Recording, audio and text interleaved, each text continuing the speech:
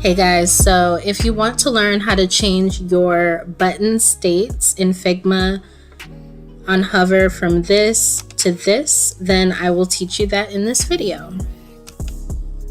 So in the last video, I walked you through how to design 6 different button states. That would be the 6 over here on the right.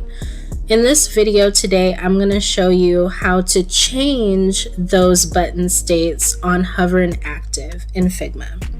So what you're going to do is take your default button, and you can use it like a sticker, just copy and paste, and open up a new artboard or whatever you're working on. I just have a frame here, and I'm going to paste them here. I'm just going to do it really quickly. And let me align it.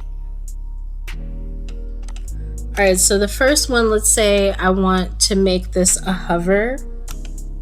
You're gonna go to your prototype panel and the interactions panel. And this you're gonna change from tap to while hovering.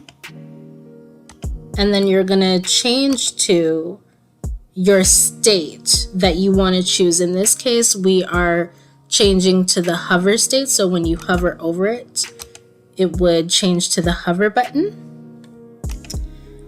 And for this one, we're going to use active. So instead of while hovering, we're going to keep it to on tap.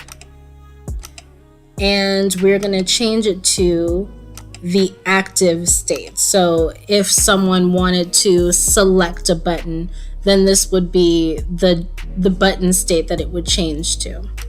So let me open up the play here so you can see it in action.